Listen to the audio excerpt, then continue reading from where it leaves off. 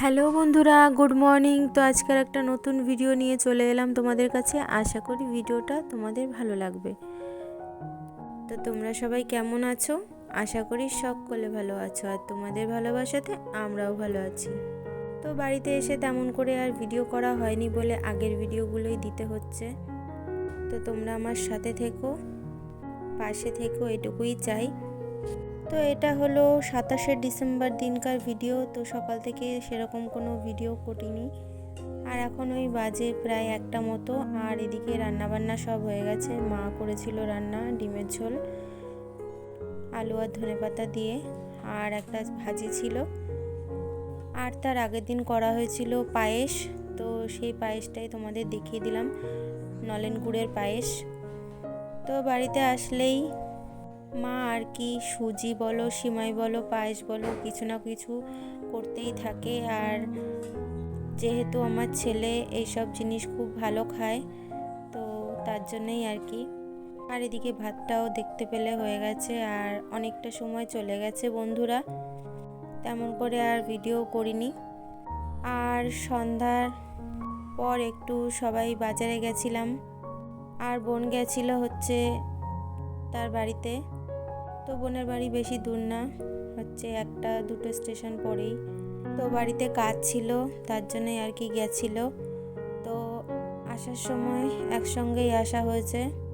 আর বাজার থেকে খেলনা নিয়ে আসা হয়েছে। 2 ভাই বেরোলে তো আর ছাড়ে না, খেলনা তাদের নিতেই হবে।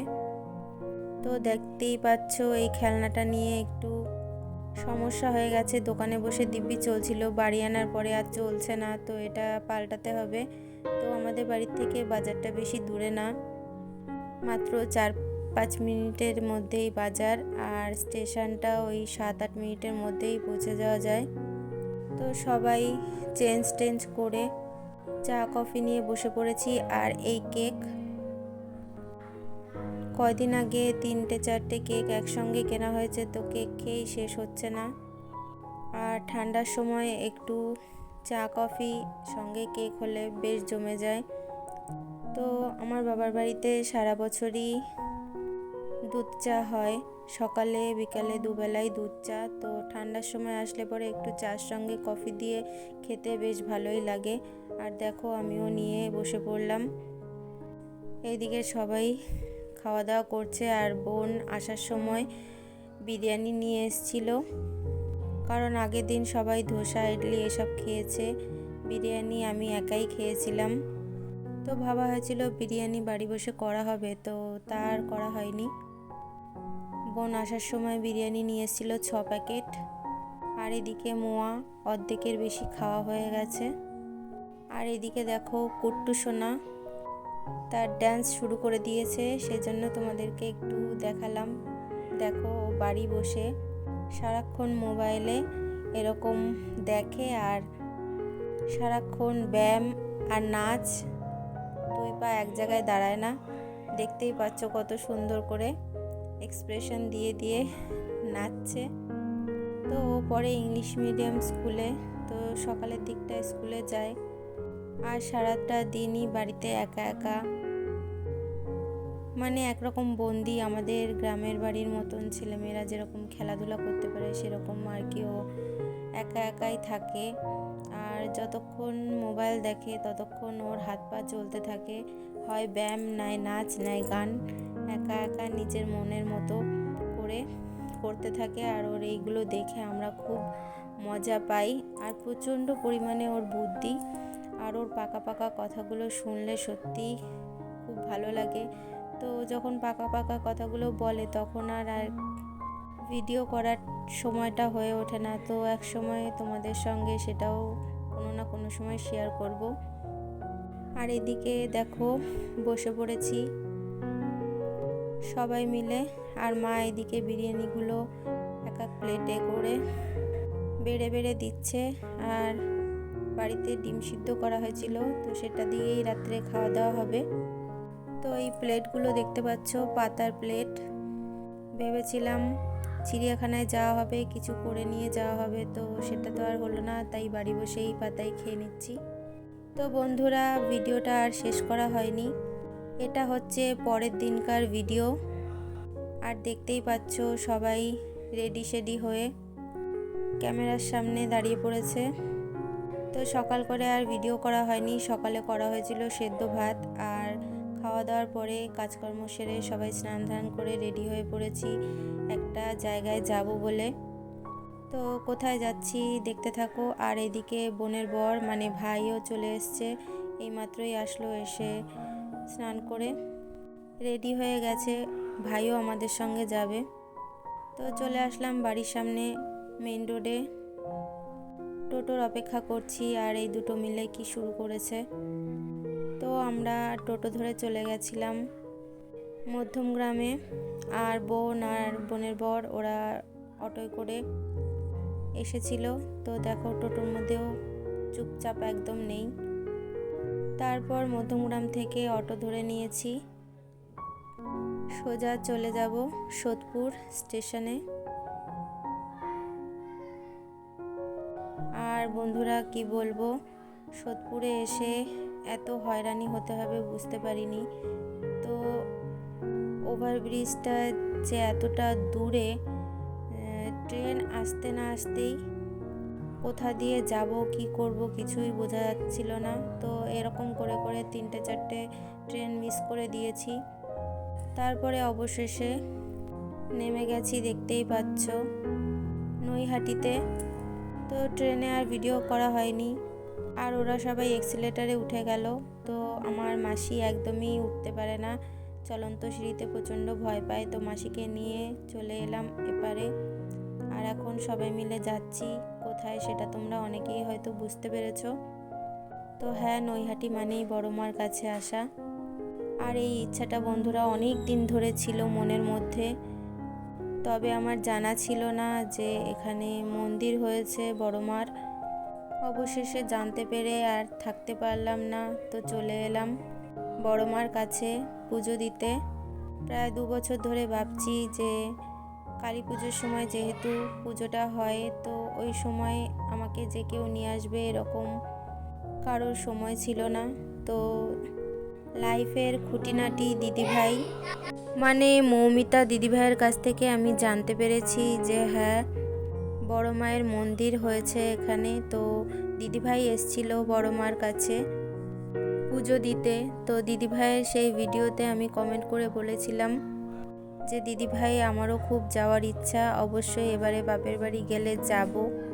দিদিভাইয়ের মনে আছে কিনা জানি না, তবে আমার সেই মনের ইচ্ছাটা পূরণ করতে আমি চলে এলাম মায়ের কাছে।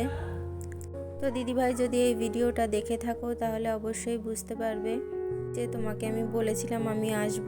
তো দেখো চলে এসেছি। আর বড় মা না ডাকলে সবাই যেতে পারে না, তো বড় মা চেয়েছিল বলেই আমি যেতে পেরেছি। আর দিদিভাইকেও অনেক ধন্যবাদ যে আমি জানা ছিল না যে বড় মায়ের মন্দির হয়েছে, যে কোনো দিন যে কোনো সময় পুজো দেওয়া যায়। তো দিদিভাইয়ের ভিডিও দেখেই আমি মায়ের কাছে আসতে পেরেছি, তাই দিদিভাইকে অনেক অনেক বড় থ্যাংক ইউ। তোমার মাধ্যমেই আমি বড় মায়ের কাছে আসতে পেরেছি। আর সত্যি বলবো বন্ধুরা, ভিডিও করব এটা মনোভাব ছিল না, সামনে থেকে ভিডিও করে দেখাতে পারিনি। অনেকটা দূর থেকেই ভিডিওটা করেছিলাম, মায়ের দর্শন করে নিয়েছো তোমরা। আর মনটা সত্যিই ভরে গেল। আর পুজো দেওয়ার পরে চলে আসলাম গঙ্গার পাড়ে। তো আমাদের পুজো দিতে বেশি টাইম লাগেনি, তো হাতে যেহেতু সময় ছিল যার জন্যই আর কি গঙ্গার পাড়ে একটু ঘুরে গেলাম। আর এখানে মোমবাতি, প্রদীপ ধূপকাঠি এগুলো জ্বালানো হচ্ছিল, তো আমরাও জ্বালালাম। আর কিছুটা সময় এখানে চারিদিকে সৌন্দর্য দেখতে দেখতে সময় কাটলো। তো একেবারেই সূর্যাস্তের পরপরই একদম সন্ধ্যার সময়কার ভিডিও, বুঝতেই পারছো আকাশটা কীরকম লালচে ভাব হয়ে রয়েছে। আর ওপারে প্রচুর লাইট দেখতে পাচ্ছি, বেশ ভালোই লাগছিল। মায়ের কাছে আসতে পেরেছি এটাই আমার কাছে অনেক। আর নিজের চাওয়া পাওয়াগুলো মায়ের কাছে জানালাম। বড় মা কাউকে ফেরায় না, মা চেয়েছে তাই তার কাছে আসতে পেরেছি। আর মা চাইলে সবই ভালো হবে, মঙ্গল হবে। তো বন্ধুরা, তোমরা যারা আমার এই ভিডিওটা দেখছো, তোমাদের ভিডিওতে কোনো অংশ যদি এতটুকু ভালো লেগে থাকে তবে প্লিজ একটা লাইক কমেন্ট করে আমার সঙ্গে থেকো। তোমাদের একটা লাইক কমেন্ট আমার কাছে খুবই গুরুত্বপূর্ণ, যার জন্যই আর কি বারে বারে ফিরে আসি। ভিডিও দেব না করেও তোমাদের ভালোবাসাতে আরও এগিয়ে চলার সাহসটা পাই। তো এটুকুই বলবো বন্ধুরা, এভাবেই আমার পাশে থেকো আর আমাকে এভাবেই ভালোবাসা দিও। আমিও সবসময় তোমাদের সঙ্গে আছি। আর দেখো, এদিকে দুপুরে কিছু খাওয়া হয়েছিল না, তার জন্য আর কি পুজো দেওয়ার পরে সবাই মিলে পুরি খেয়ে নিলাম। আর এই যে নৈহাটি স্টেশন দেখতেই পারলে, তো সঙ্গে সঙ্গে স্টেশনে ওঠার পরে ট্রেন পেয়ে গেছিলাম। আর ট্রেনটা বেশ ফাঁকাই ছিল, তো আসার সময় তেমন একটা কোনো অসুবিধা হয়নি। তো ফাঁকা ট্রেনে ভিডিওটাও করে নিলাম। তারপর বাড়ি এসে সবাই একটু রেস্ট নিয়ে চা কফি খেয়ে নিয়েছি।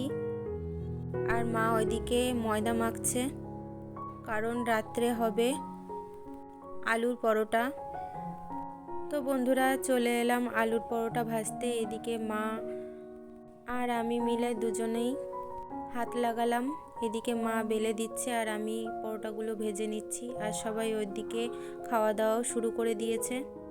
তো বন্ধুরা, ভিডিওটা আর বেশি বাড়াবো না, তো তোমাদেরকে একটু দেখিয়ে দিই।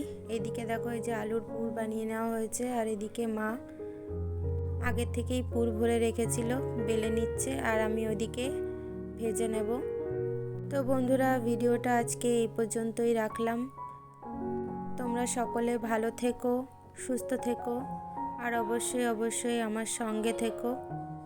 তোমাদের এই ভালোবাসার জন্যই আমি আছি আর সকলকে নিয়ে এগিয়ে যেতে চাই সামনের দিকে।